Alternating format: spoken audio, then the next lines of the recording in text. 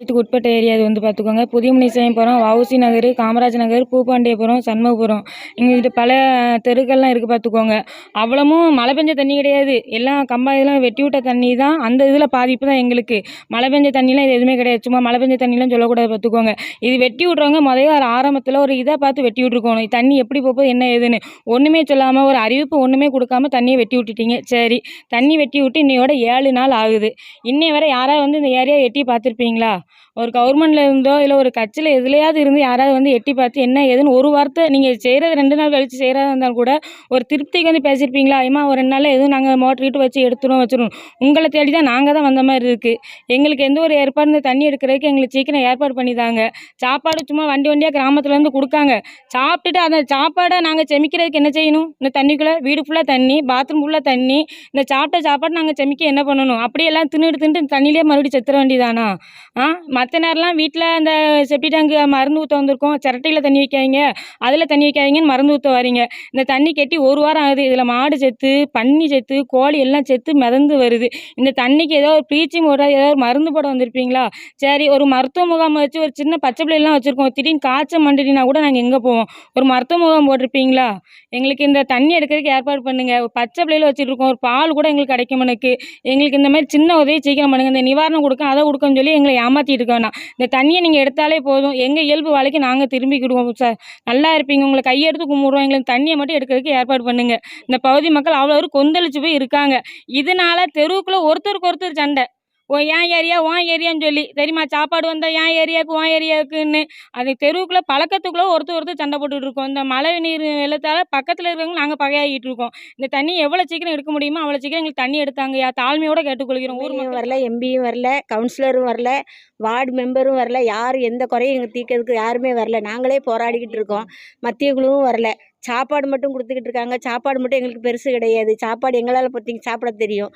எந்த உதவியும் எதுவுமே செய்யலை. நைட்டு 12 மணிக்கு வீட்டில் தண்ணி வந்துருச்சு. சின்ன குழந்தைகளை காப்பாற்றுவோமா, பெரிய ஆள்களை காப்பாற்றுவோமா, கால் நடக்க முடியாதவங்களை காப்பாற்றுவோமா, எல்லாரையும் சேர் வச்சு தூக்கிட்டு வந்திருக்கோம். வெளியில் எங்கள் வீட்டில் இருந்தே நாங்கள் தூக்கிட்டு வந்திருக்கோம். யாருக்குமே எந்த உதவியும் செய்ய எந்த அமைச்சரும் வரல, யாருமே வரல. கேட்டால் நாங்கள் எப்படி வெளியில் வர முடியும் அப்படிங்காங்க. நாங்கள் வெளியில் இருக்கோம், அவங்க எப்படி வெளியே வர முடியுங்காங்க. ஓட்டு கேட்கும் போது மட்டும் எல்லோரும் வெளியே வராங்க. இந்த டைமில் வெளியே வர முடியலன்னு சொல்கிறாங்க. அது என்ன நியாயம்? அந்த நியாயத்தை கேட்டு கொடுங்க. நாங்கள் டிவியில் பேட்டி கொடுத்தா கூட அந்த பேட்டியை வெளியிட விடமாட்டாங்க.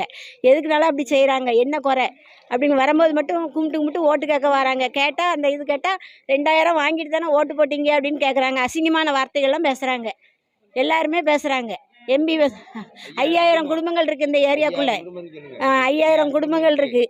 யாருமே எந்த உதவியும் செய்கிறதுக்கு எந்த இதுக்கும் யாருமே வரல. நாங்களே கடந்து போராடிக்கிட்டு இருக்கோம். எங்களுக்குள்ளே நாங்களே சமைச்சு சாப்பிட்டாலும் எதுவுமே யூஸ் பண்ண முடியல எங்களால். தூத்துக்குடி புதிய முனிசாமிபுரத்தில் திங்கக்கிழமை ஒரு தாத்தாவும் பாட்டியும் வயசானவங்க மாட்டிட்டாங்க. ஒரு 70 வயசு 60 வயசு தாக்குன புருஷன் பொண்டாட்டி. 6 மணிலேருந்து நான் 100க்கு ஃபோன் அடிச்சிருக்கேன். நிறைய இதுக்கெலாம் நான் ஃபோன் அடிச்சிருக்கேன். ஏமா அந்த சிறியகுண்டம் தூத்துக்குடி எல்லாமே தண்ணி அறியாதம்மா, அவங்க சேஃபாக இருக்க சொல்லுங்கள், நாங்கள் சீக்கிரம் வந்துருந்தோம். நாங்கள் சார் இன்றைக்கி சனிக்கிழமை இன்னைய வரை வரல. நாங்களாம் முடிஞ்ச அளவுக்கு நைட்டு எங்களால் போக முடியாது, கரண்ட் இல்லைன்னு சொல்லி விட்டாச்சு. செவ்வாய்க்கிழமை காலையில் எங்கள் தெரு ஆட்கள் உள்ள போய் கூட்டு சேஃபாக காப்பாற்றியாச்சு அந்த தாத்தாவும் பாட்டியும். இன்னைய வரை அந்த புகார் மனு கூட என்கிட்ட இருக்குது. உங்கள் புகார் ஏற்றுக்கொள்ளப்பட்டுன்னு சொல்லி மெசேஜ் கூட வந்து என்கிட்ட இருக்குது. இன்னைய வரை யாராவது ஒரு ஃபோன் போட்டு அந்த பெரியவங்க எல்லாத்தையும் காப்பாற்றியா வச்சாச்சான்னு சொல்லி இன்னும் ஒருத்தர் கூட கேட்கல சார்.